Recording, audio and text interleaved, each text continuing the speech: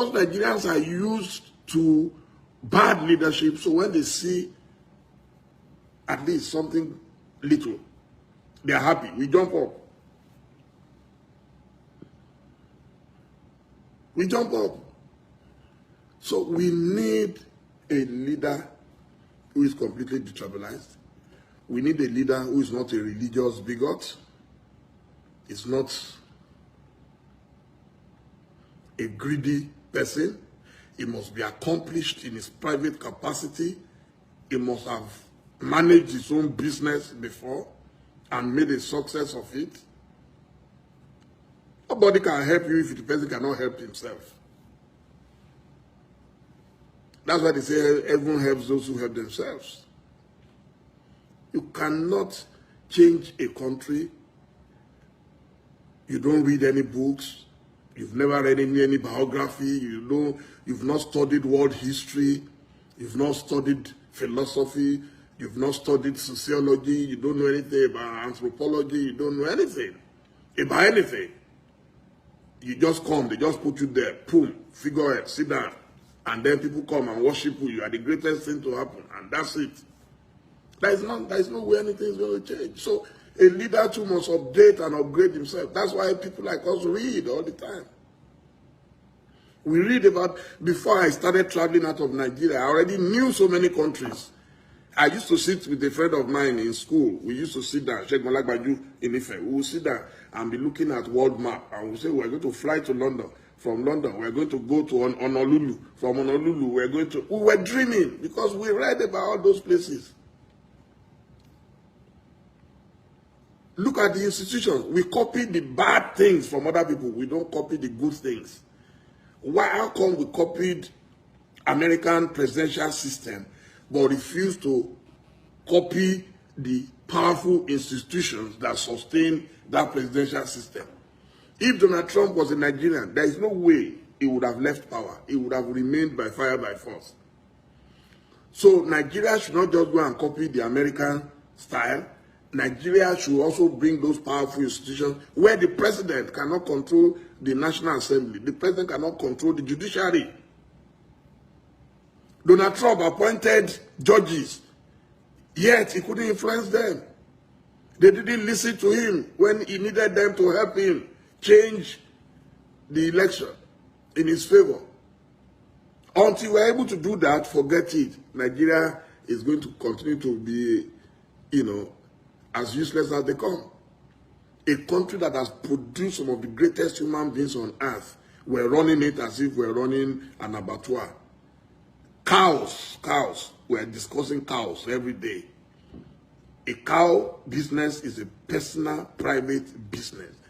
If you want to sell your cow, you want to breed your cow, set it up as a business. Your business stops where mine begins. You cannot bring your cow on my farmland and say I have no right to complain.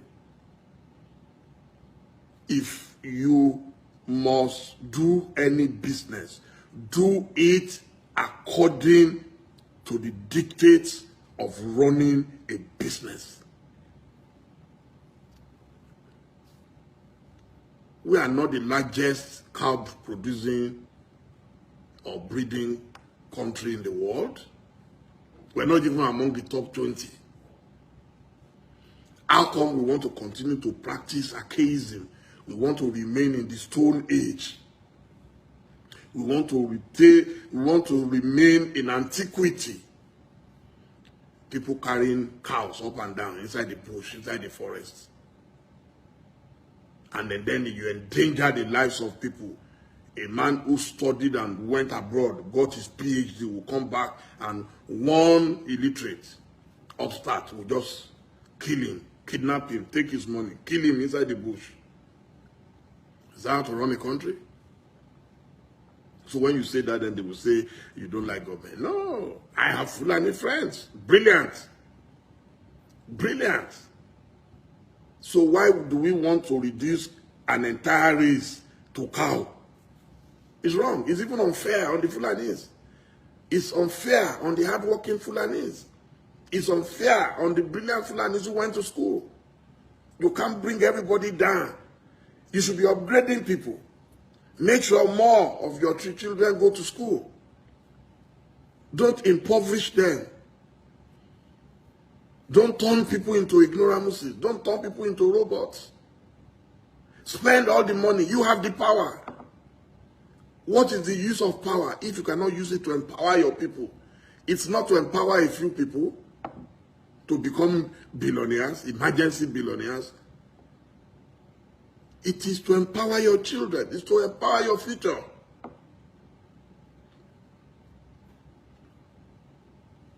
It's sad. We reduce a nation to a nation of cows. What's so special about beef? The Yorubas have a saying, brother. We cannot say because we want to eat beef and turn a cow and be called it cow. My uncle cow, brother cow.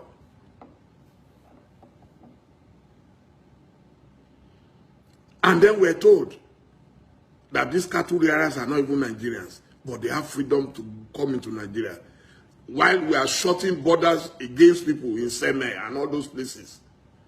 We are shutting our borders against people who want to do even their legitimate business.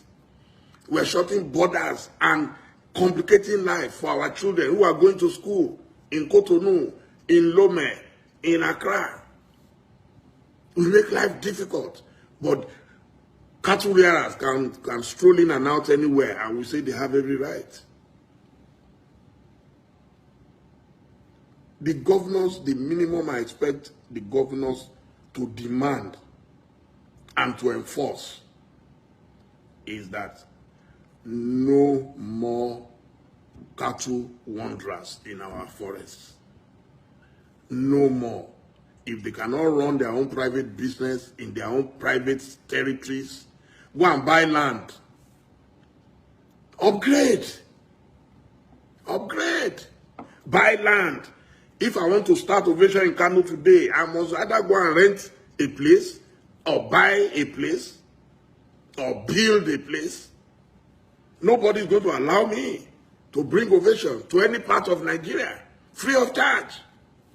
And then on top of it, destroy the people and the products you meet on ground. It's unacceptable. It's a private business.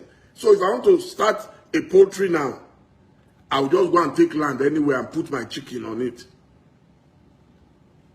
It's a business. And government has no business in cow business. If you give preferential treatment to cows, then give it to others.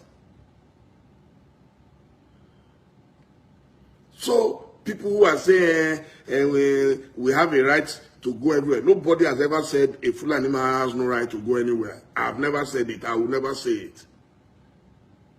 Nobody has ever said it. We're saying no.